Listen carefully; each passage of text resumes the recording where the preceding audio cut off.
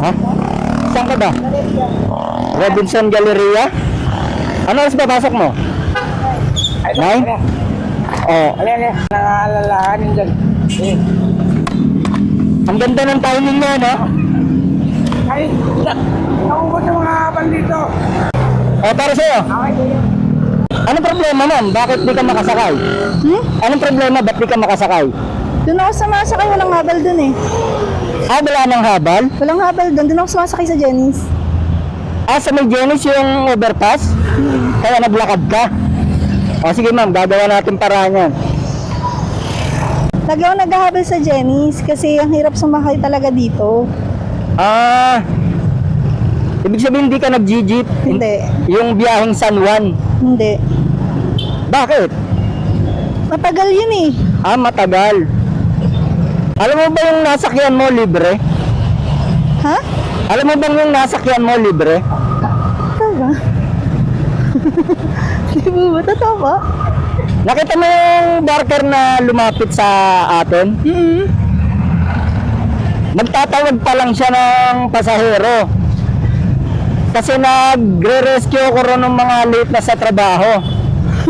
Yung kita mo yung lalaki, di ba? Di ba binayaran ko? Magbabayad ako ng barker ron para magtawag ng mga pasaherong late na sa trabaho. Yung mga walang masakyan, kagaya mo. Kaso bago pa ako makarating dun sa barker, lumapit ka na. Nakita dun sa Jenny's eh. Sa May Janice? gasolinahan. Kasabay kita dun, di ba? Ah, Akala ko pumipila ka dun eh. sakto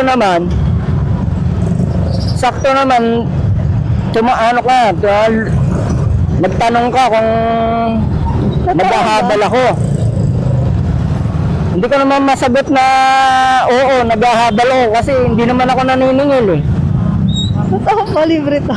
Oo ma'am, mamaya malalaman mong libre yan pag nakababa ka na. Mo kasi, babalik pa ako dun. Kasi kita mo di ba marami pang mga stranded? Oh, pag baba mo, babalik ako dun. Ano trabaho mo dyan sa Galleria? Call center.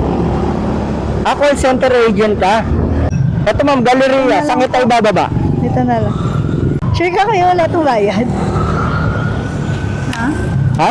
Sure ka walang bayad pa? Walang bayad ma'am. Hindi ako naniningil. Sige, mahalaga, nakaabot ka.